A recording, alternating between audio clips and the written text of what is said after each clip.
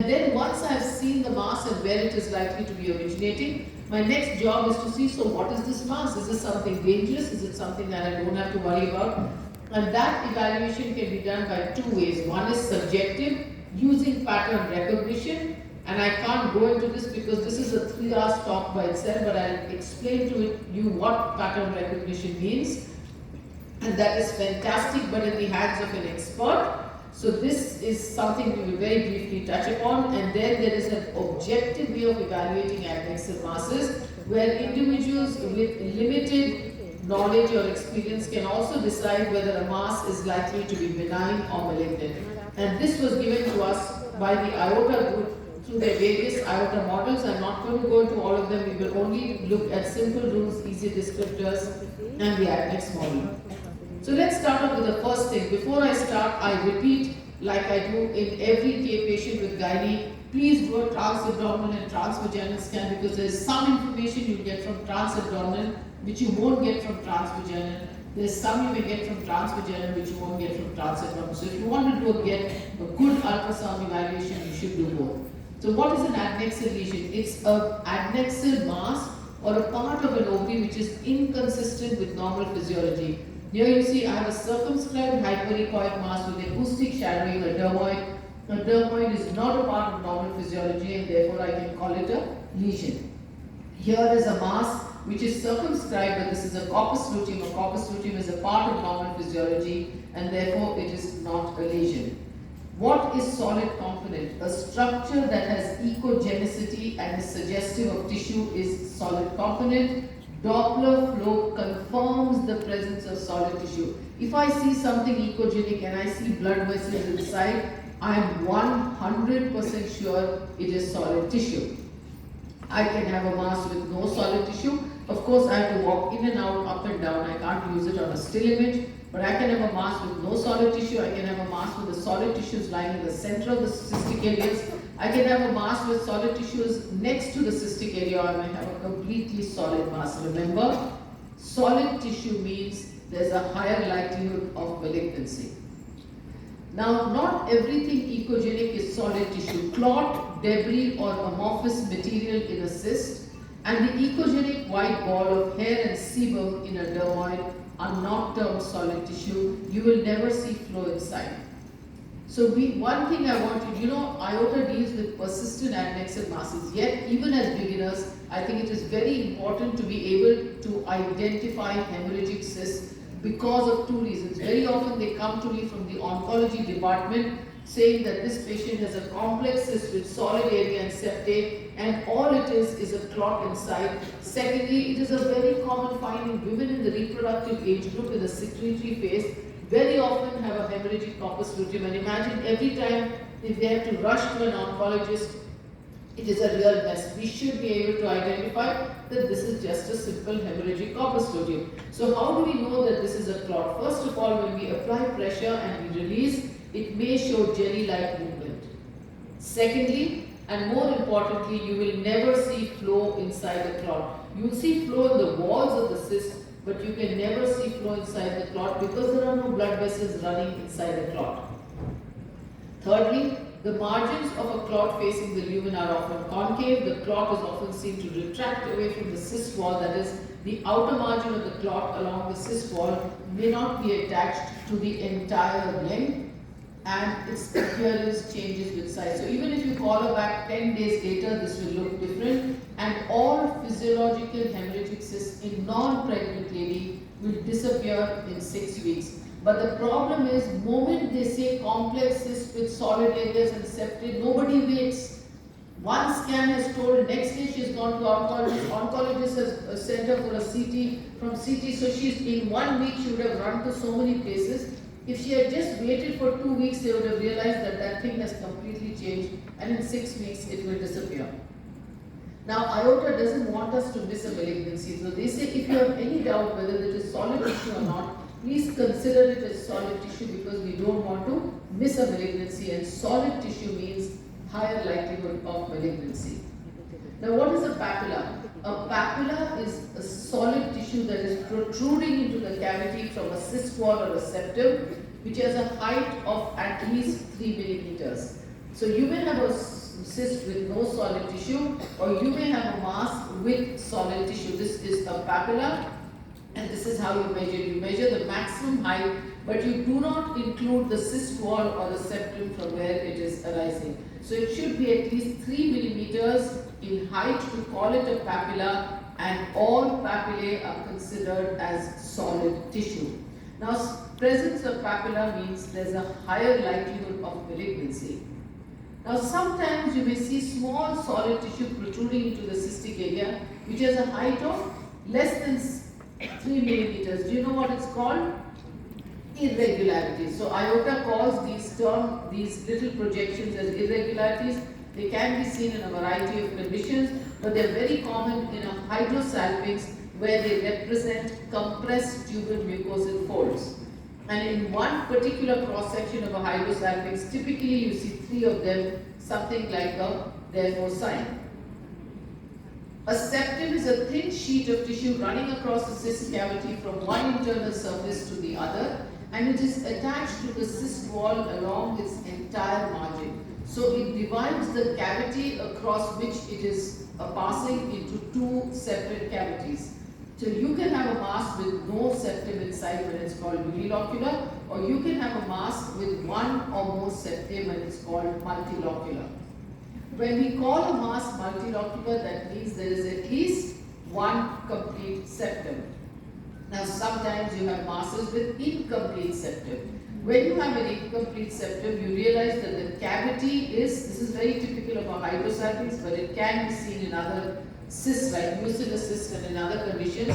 But if you have only incomplete septum, the mass remains unilocular because it is a single cavity, just that it is folded upon itself.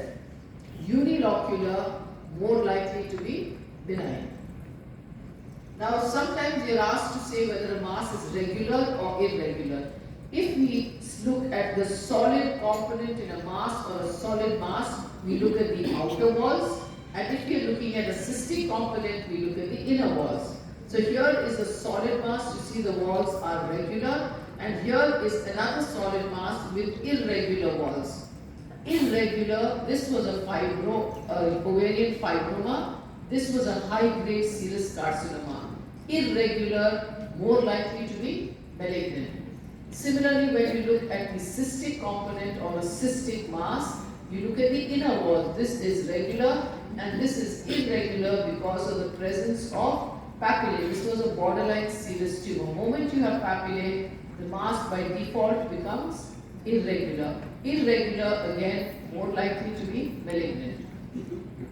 Then we move to the contents of the cystic area in the mass. It can be anechoic. When it's clear fluid, it appears black. It can show low-level echos.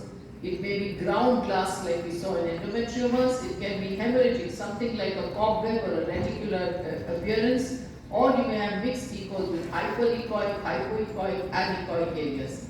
Now the content, somebody's talking. Can we have silence, please? So the contents of a mass are not very useful in deciding whether a mass is benign or malignant, but they are more useful in characterizing these masses into various histopathologies. For example, if I see ground glass contents, I'm thinking more in terms of an endometrioma. If I see mixed contents, I'm thinking in terms of a dermoid, and so on. Acoustic shadowing is loss of echoes beyond a sound absorbing structure. And so you see this is shadowing, this is shadowing. It can be seen in a variety of conditions, but it is typical of 3 benign masses. One is a dermoid. Here is my probe, here is the echogenic fat and hair and sebum, and you can see beyond that I cannot even see the posterior margin. This is acoustic shadowing. Again, it is seen in fibromas and behind the papilla of a cyst adenofibroma. Presence of acoustic shadowing increases the likelihood that the mass is benign. Now, just based on these 2D grayscale structures, all masses are divided into 5 categories. They may be unilocular. Before I proceed, I want you to say, remember, papillae are considered to be type of solid tissue. So you can have a mass with a single cavity, unilocular, that means a single cavity, no solid tissue. Multilocular, multiple cavities or multiple locules, no solid tissue, that's multilocular. You can have a mass which is unilocular solid, one locule and solid tissue. You can have a mass which is multilocular solid, multiple locules and solid tissue, or you can have a solid mass.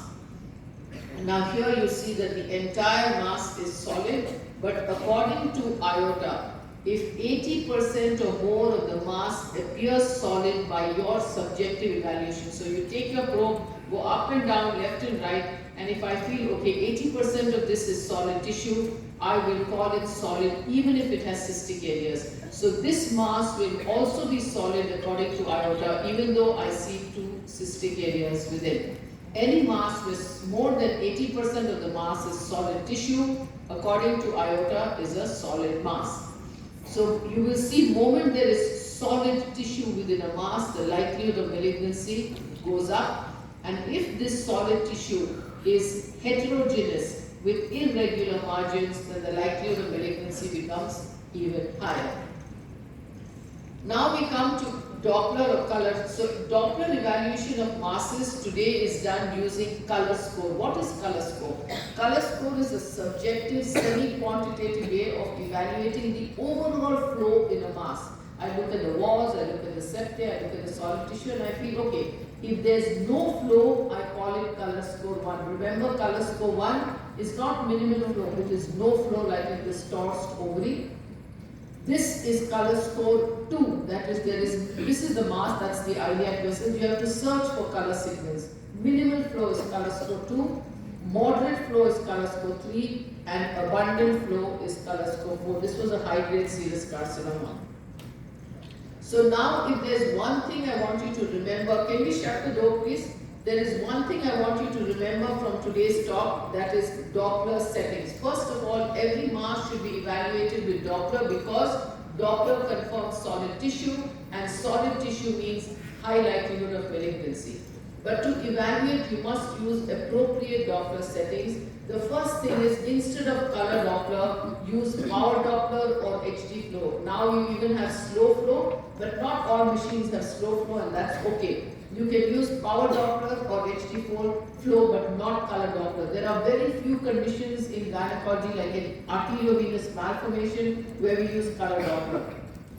Most often you should use HD flow or power Doppler. So HD flow or power Doppler.